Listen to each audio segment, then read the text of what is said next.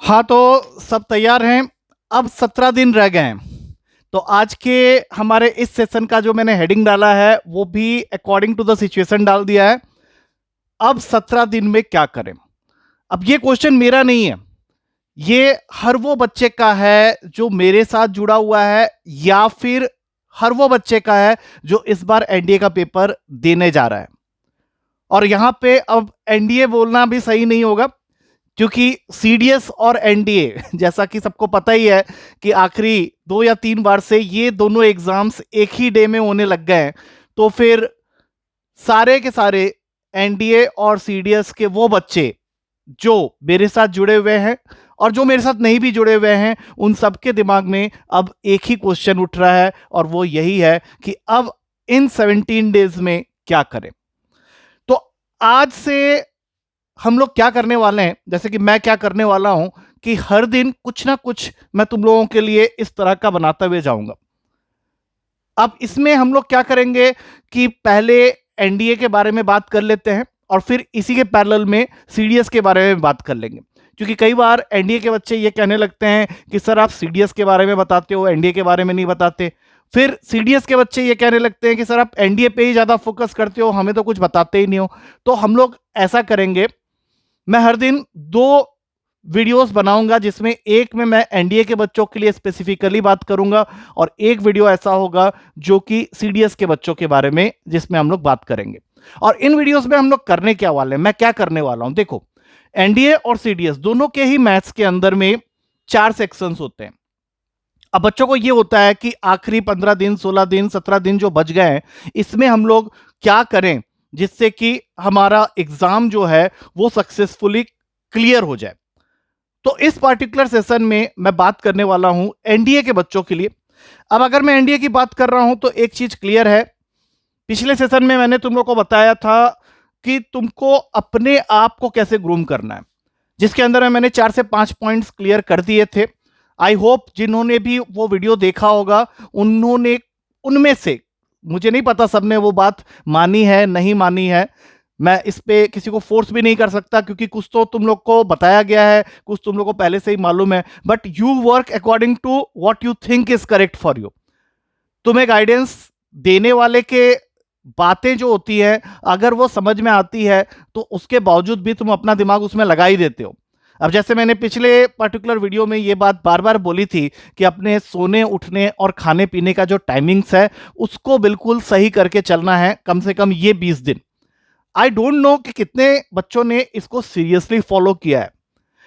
और एक चीज मैंने बोला था कि फॉर्मूलाज को एक रेगुलर इंटरवल में रिवाइज करना है, और अगर फॉर्मूला कॉपी नहीं बनी है तो वो भी बनाना है।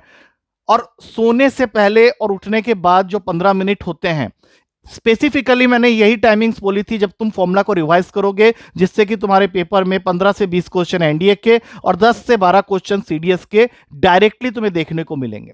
ये सारी बातें हमने पिछले सेशन में की थी। आज हम लोग बात करेंगे एनडीए के फर्स्ट और मेरे हिसाब से सबसे ज्यादा इंपॉर्टेंट सेक्शन जो होता है, दैट इज ट्रिग्नोमेट्री। अब बच्चे बोलते हैं सर ट्रिग्नोमेट्री, सर हमें बहुत टफ लगता है, हमें नहीं पता हमें ट्रिग्नोमेट्री के अंदर क्या करना है, और आप बार बार यही कहते रहते हो कि ट्रिग्नोमेट्री सबसे इंपॉर्टेंट है, सबसे इंपॉर्टेंट है, तो हमें तो फॉर्मूला ही याद नहीं होते, हम क्या करें। तो देखो, अगर तुम एनडीए के पेपर को अटेम्प्ट करने जा रहे हो और तुम ये कहते हो कि सर मुझे ट्रिग्नोमेट्री के फॉर्मूला याद नहीं होते हैं या मेरा ट्रिग्नोमेट्री वीक है, तो इसका मतलब है कि तुम पहले ही तो अपने वेपन, सबसे स्ट्रांगेस्ट वेपन को शार्पन करके जा ही नहीं रहे हो। मेरे हिसाब से हर वो बच्चा जो एनडीए का पेपर देने के लिए जा रहा है, उसके लिए ये सेगमेंट बेहतरीन होना चाहिए। अब यहां पे बेहतरीन का मतलब यह है कि अगर मैं एनडीए की पेपर की स्पेसिफिकली बात करूं तो ट्रिग्नोमेट्री के टोटल क्वेश्चंस आजकल 20 आने लग गए हैं। 20 मैंने रफ फिगर दिया है, मैं 15 से 20 भी कह सकता था, क्योंकि ये उसी रेंज में होते हैं। तो तुम्हें अपने आप को कम से कम 20 क्वेश्चन के लिए तो प्रिपेयर करके जाना ही है। और इस पार्टिकुलर सेक्शन के अंदर में जो जो टॉपिक्स कवर होते हैं उसी के बारे में और उसको कैसे पढ़ना है उसके बारे में मैं आज के सेशन में बात करने वाला हूं।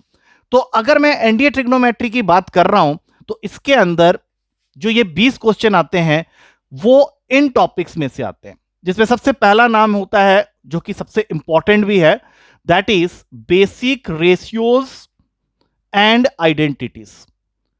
और ये ट्रिग्नोमेट्री तुम्हारा पीछा यहां नहीं छोड़ेगा। आगे जाके जब तुम एप्लीकेशन ऑफ डेरिवेटिव या डेरिवेटिव कर रहे हो, इंटीग्रेशन कर रहे हो, लिमिट्स के क्वेश्चन कर रहे हो, तो उसके अंदर में भी ये तुम्हें देखने को मिलता है। इवन तुम मैट्रिसेस डिटर्मिनेंट्स में कोई डिटर्मिनेंट सॉल्व कर रहे हो, सीक्वेंस एंड सीरीज का कोई क्वेश्चन कर रहे हो, हर जगह ट्रिग्नोमेट्री का एप्लीकेशन तुम्हें देखने को मिलना ही मिलना है। तो इसका मतलब है एक्सेप्ट अ फ्यू चैप्टर तुम हर जगह ट्रिग्नोमेट्री को पाओगे। तो ऐसा तुम कर ही नहीं सकते कि तुम ट्रिग्नोमेट्री को वीक बोल रहे हो। तो बेसिक रेशियोज एंड आइडेंटिटीज तुम्हारे पेपर में आउट ऑफ 20 8 से 10 क्वेश्चन कवर करता है। और ध्यान रखना कि ये जो 8 से 10 क्वेश्चन होते हैं हर साल, इसमें से 2 क्वेश्चन कम से कम ऐसे होते हैं जो 10th क्लास की ट्रिग्नोमेट्री से रिलेटेड होते हैं। बाकी जो बच गए 6 से 8 क्वेश्चन वो तुम्हारे 11th क्लास के ट्रिग्नोमेट्री से रिलेटेड होगा। तो इसको अच्छा करने के लिए तुम्हें क्या करना है, पहले तो ये सुन लो। सबसे पहला काम क्या करना है कि जितने भी फॉर्मूलाज हैं उनको किसी भी तरह से, अगर तुम अभी तक भी याद नहीं किए हो तो इनको बाय हार्ट करना स्टार्ट कर दो। और इसके लिए तुम्हारे लिए सबसे ज्यादा इंपॉर्टेंट वेपन जो होगा वो तुम्हारा फॉर्मूला नोटबुक ही होगा। ऐसी कोई चीज नहीं है जो तुम कर नहीं सकते अनलेस और अनटिल तुम उसको उस लेवल पे जाके चाह नहीं रहे हो।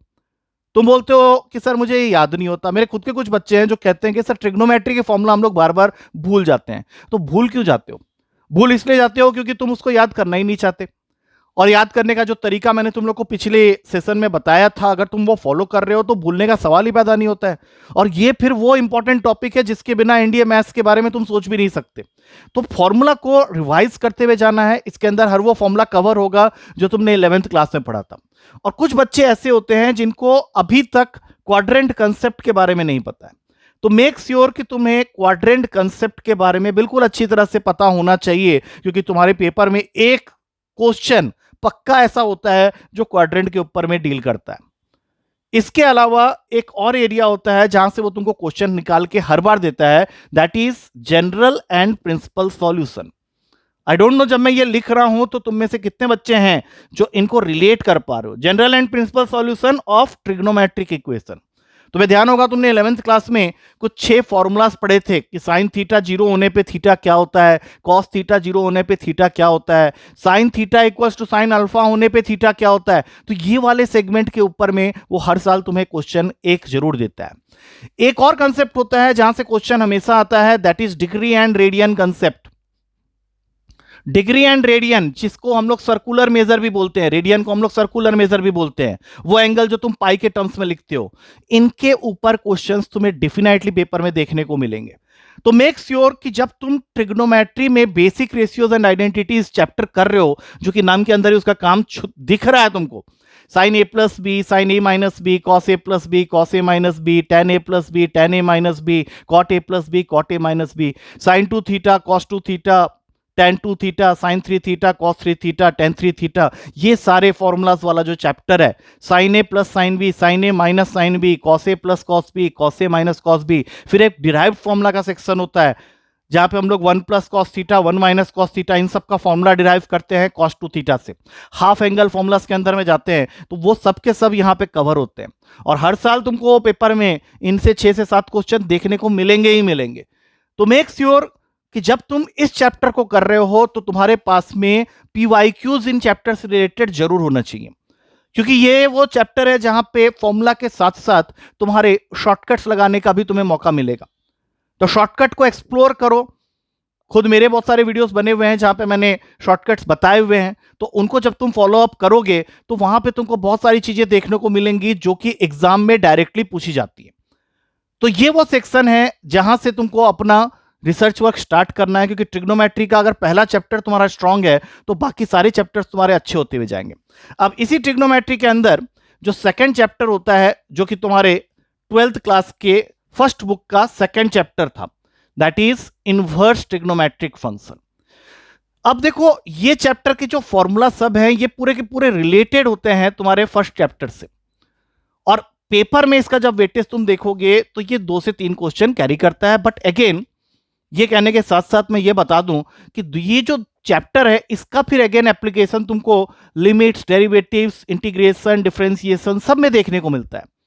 तो जब तुम इस चैप्टर को कर रहे हो तो इसके अंदर में जो फाइनर पॉइंट्स हैं जैसे प्रिंसिपल वैल्यू कैसे निकाली जाती है, यहां पे भी तुम्हें कुछ सेट ऑफ फॉर्मूलाज मिलेंगे। यहां पे तुम्हें कन्वर्सन मालूम होना चाहिए कि अगर कोई फंक्शन साइन इनवर्स में है और तुम उसको कन्वर्ट करना चाहते हो कॉस इनवर्स में, टैन इनवर्स में या किसी में भी, तो ये कन्वर्सन तुम्हें करना आना चाहिए।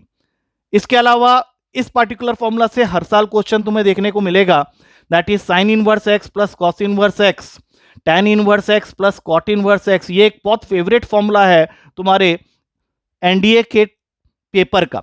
और sec inverse X plus cosec inverse X, ये वो एरिया है जहां से हमेशा तुमको क्वेश्चन मिलता है। Think you must be knowing that ये सारे के सारे सम जो है वो 90 डिग्री के इक्वल होते हैं, तो ये तुम्हें पता होना चाहिए। बाकी इसमें भी तुम्हें रिपीट वो फॉर्मूला सब मिलेंगे, 3 साइन इनवर्स एक्स वाला फॉर्मूला, 3 कॉस इनवर्स एक्स वाला फॉर्मूला, इसी का 2 वाला सीरीज, फिर tan inverse x plus minus tan inverse y के फॉर्मूलाज। मेक श्योर कि जब तुम इसको स्टडी कर रहे हो तो साइड बाय साइड PYQs में तुम ये देखते हुए जाओ कि यहां से कैसे कैसे क्वेश्चंस निकाले गए। इस चैप्टर में अगर मैं शॉर्टकट की बात करूं तो कोई खास शॉर्टकट तुम्हें मिलेगा नहीं, लेकिन हाँ कुछ क्वेश्चन में तुम बहुत बेहतरीन शॉर्टकट्स लगा सकते हो। वहां पे तुम्हें अपना दिमाग लगाना है, क्योंकि अगर तुम वैल्यू पुटिंग के बारे में जानते हो, जो कि ट्रिग्नोमेट्रिक बेसिक रेशियोज के अंदर मैंने कई बार बताया हुआ है, तो उसका कंसेप्ट तुम यहां पे यूज कर सकते हो। फॉर एग्जांपल एक क्वेश्चन में तुम लोगों को दिखा के समझाने की कोशिश करूंगा कि इस चैप्टर के अंदर में शॉर्टकट कैसे यूज होता है। तुम्हारे पेपर में एक बार क्वेश्चन आया था कि if sine inverse X is equals to tan inverse Y, then find 1/x² minus 1/y²। I think जो भी इस सेशन को अभी देख रहा है, जो भी इस वीडियो को अभी देख रहा है, वो बोलेगा सर ये क्वेश्चन मुझे आता है। और जब मैं उससे पूछूंगा तुम्हें ये कैसे आता है, तो वो बोलेगा कि सर इसमें कुछ नहीं करना है, हमें टैन इनवर्स या साइन इनवर्स में किसी एक को दूसरे के टर्म्स में कन्वर्ट कर लेना है। जैसे अगर मैं साइन इनवर्स को प्रेफरेंस दे रहा हूं तो फिर मुझे टैन इनवर्स को कन्वर्ट कर देना है साइन इनवर्स में, एंड देन साइन इनवर्स दोनों साइड से कैंसिल करके 3 स्टेप के बाद हमें यह आंसर मिल जाएगा। लेकिन अगर तुम इसमें शॉर्टकट लगाते हो या तुम्हें शॉर्टकट पता है, तो तुम्हें एक बहुत छोटा सा काम करना है। तुम्हें x और y को एक ऐसी वैल्यू देनी है जहां पे तुम्हारा साइन इनवर्स और टैन इनवर्स का जो एंगल है वो सेम हो जाए।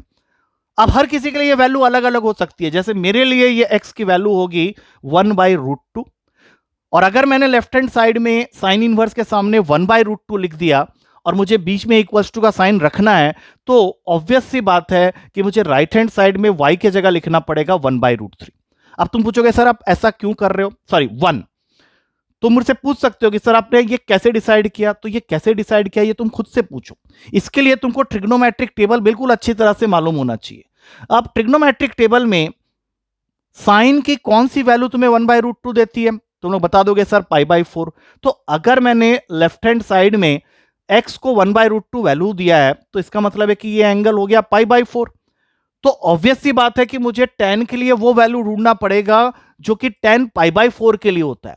तो y को इसलिए मैंने असाइन किया वैल्यू 1, क्योंकि अगर मैं tan इनवर्स 1 लिखता हूं तो फिर इसकी भी वैल्यू π/4 के इक्वल हो जाती है।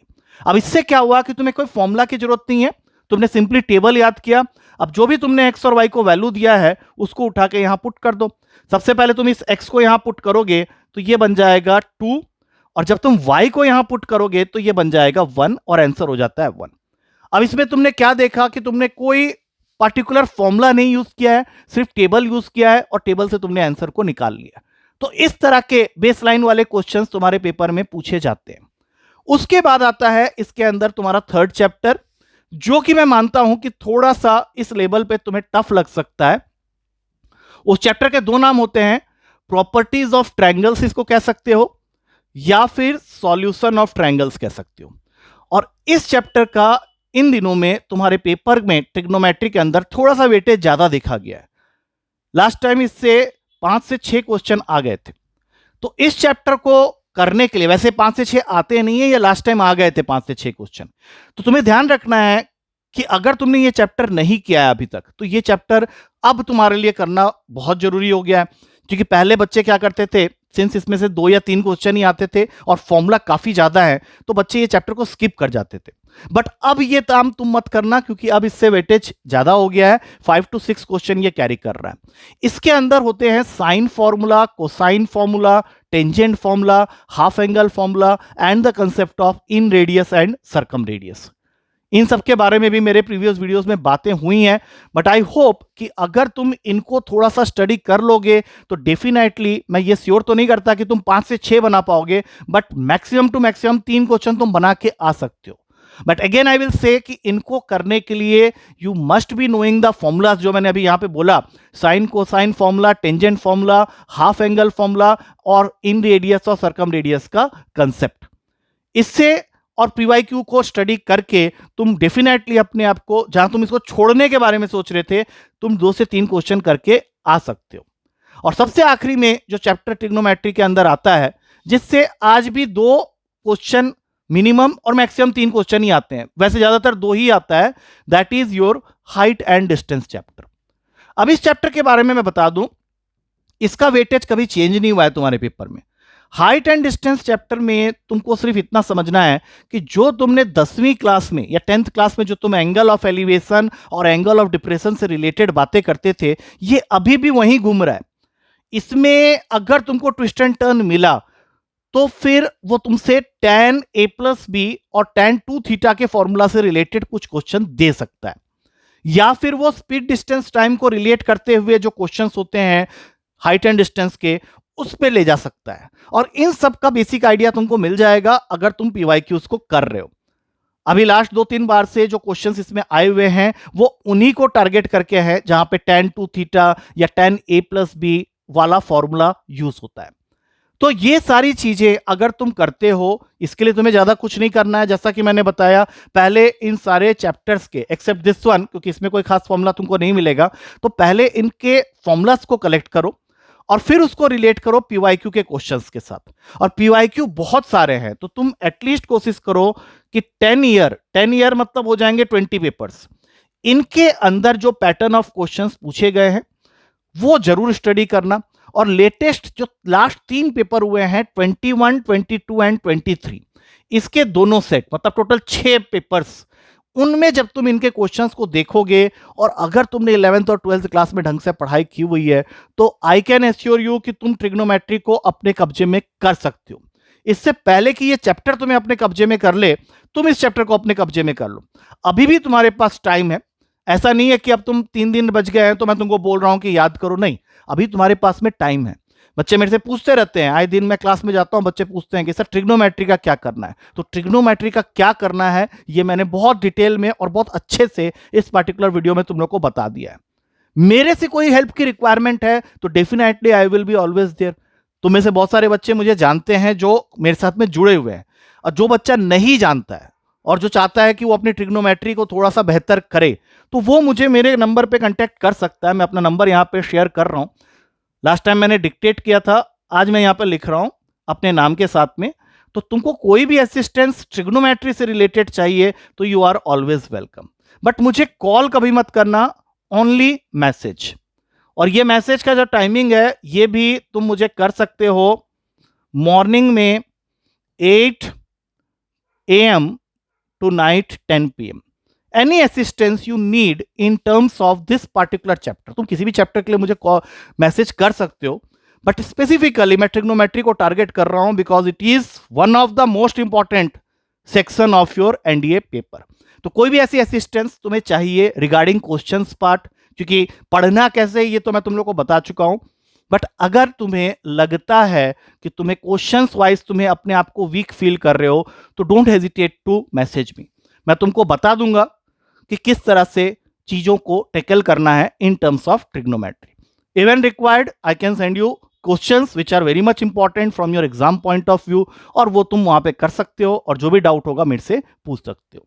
तो इस तरह से अब हम लोग अगेन कल मिलेंगे with one more segment discussion कि उसके अंदर किस तरह से पढ़ाई करनी है, क्या करना है, और बीच बीच में मैं कुछ कुछ छोटी छोटी चीजें तुम्हें बताते रहूंगा जो कि तुम्हें क्वेश्चन को जल्दी सॉल्व करने के काबिल बनाएगा। और इसी तरह का एक वीडियो मैंने और बनाना है सीडीएस के बच्चों के लिए भी, so make sure that you people are watching this video sincerely और इसमें कही हुई सारी बातों को अगेन सिंसियरली फॉलो कर रहे हो। मेरे वीडियो अच्छे लगते हैं तो कमेंट्स कर सकते हो, मैं ज़्यादा कुछ फोर्स नहीं करूंगा कमेंट्स के लिए, बट यस देखना शुरू से लेकर लास्ट तक जरूर। लाइक करने का मन करे तो कर देना, कोई फोर्स नहीं है। मैं बस अपने हिसाब से तुम्हें जो मेरी एक्सपीरियंस है वो शेयर करने की कोशिश कर रहा हूं। नो नीड टू से दीज 3 लाइन्स की लाइक करो, कमेंट करो, सब्सक्राइब करो, ये मेरे लिए जरूरी नहीं है। बस जो बातें मैं अपनी एक्सपीरियंस के बेस पे तुम्हें बता रहा हूं उसको अगर तुम फॉलो करते हो तो definitely you will be doing good and you can say very better in your exam as compare to the previous one. ठीक है, तो आज के वीडियो में इतना ही। कल मिलते हैं फिर से एनडीए के बच्चे, सीडीएस के बच्चों के लिए मैं अभी एक और बनाऊंगा जिसमें मैं उनको बताऊंगा कि किस तरह से उनके इंडिविजुअल सेक्शन को टैकल करना है। Thank you to all of you and जय हिंद।